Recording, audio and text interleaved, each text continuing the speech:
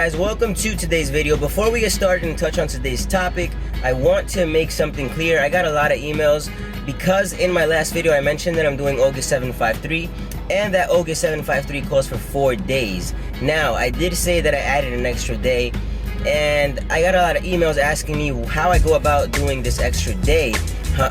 Basically how I go about adding the movements that I add to that extra day on August 753. So basically what I do, guys, since August 753 is based on the big compound movements, it's the purpose for the program is to make your compound movement stronger. So when you're doing August 753, the compound movements take a really big toll on your central nervous system. So when I'm doing this extra day, I make sure that I go into the gym, do really light work. I get in a lot of volume with isolation work, and if I do a compound movement, guys, I keep it really light and I keep the reps really high. Just because if I do a compound movement on this extra day and I do low reps on that compound movement, my central nervous system is going to take a toll more than it would if I was just to do a compound movement with lighter weight and just a lot more reps. So that's how I go about this day, guys. I hope you guys understood that, but let's touch on today's topic. Now, the title of this video might sound a little misleading, and I want to make it clear to you guys that you cannot get abs in 1 week. So you cannot go from looking like shit to getting really ripped, shredded abs in 1 week. If you were already lean and have like kind of those, like that blurry ab look, and you diet really hard for a week, then yes, you can probably achieve a leaner look. But if you look like shit and you're trying to get abs and shredded in 1 week, it's not gonna happen, guys. And what this video is basically going to be is what you need to do in 1 week's time for several weeks for you to achieve a six-pack, for you to achieve getting shredded. So my first tip is going to be nutrition. Now, to achieve a shredded look, to achieve the six-pack that everybody wants, you need to be in a caloric deficit.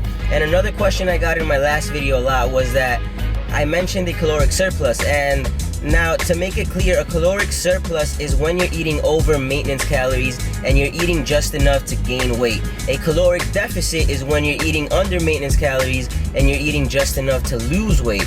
So in this case, since we're trying to get shredded, you want to eat under your maintenance calories, so in a caloric deficit, and make sure you're consistently losing weight, guys. I've seen many videos on YouTube of people telling you what are the best foods to eat when you're trying to achieve a six-pack, and honestly, guys, there is no best food.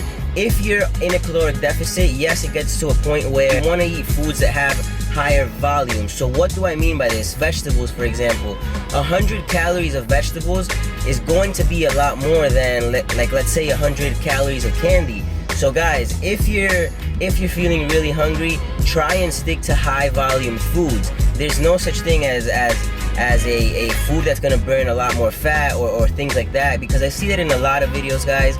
And just to, like, you know, debunk that myth, there is no such thing. So if you want to lose weight, all you have to do is be in a caloric deficit, guys. Second thing you want to do is make sure you're doing cardio. Yes, you can diet down and get shredded without cardio, but it's going to be a lot harder. Cardio is a tool that will allow you to eat a lot more food because you're expending more energy through cardio, so that's going to allow your calories to be a little bit higher. And when you're in a cutting phase, guys, that comes in handy. I promise you guys that doing cardio is a really great tool. So make sure you're incorporating cardio, and as your weight loss stalls, that's when you keep increasing the cardio. Or you can decrease calories, whichever is more convenient at the time for you. But you know, it gets to a point where you just don't want to decrease calories anymore. So cardio is a really good tool to increase when your calories are getting really low. Third tip, ab movements. You need to train abs as if you were training any other muscle group. So for example, a lot of guys want to grow their chest, right? They want to grow their arms, and they train their arms and chest a lot. That's the same way you guys need to train your abs. A lot of people go to the gym and they neglect abs like if they were going to grow themselves. Yes, compound movements will grow abs, but if you do isolation work on the abs and make those abs work through isolation work, guys, you're gonna see a lot better results and a lot quicker results than if you were just to rely on compound movements to grow your abs. So So make sure you do isolation work for your abs. What I personally do is pick 3 movements and slowly progress in them.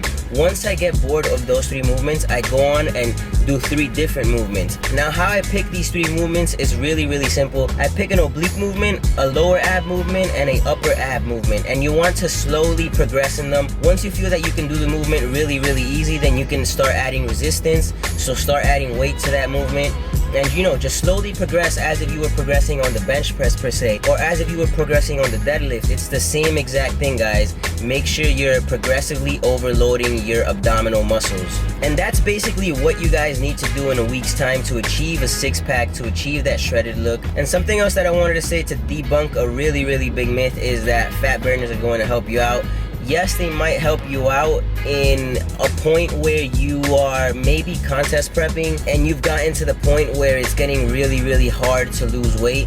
Yes, a fat burner might help you out, but I feel like, honestly guys, if you're not contest prepping, a fat burner isn't going to help you out at all. A lot of these fat burners are honestly the same thing as taking pre-workout. They just get you going, get you sweating, and they honestly don't burn fat at all. They just get you going, give you energy, and allow you to, you know, expend more energy because the fat burner is giving you energy.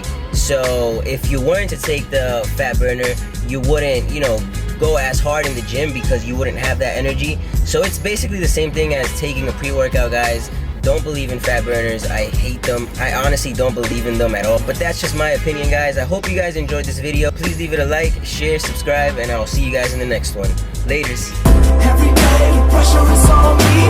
What I'm gonna do and who I'm gonna be. Trying to give God a reason to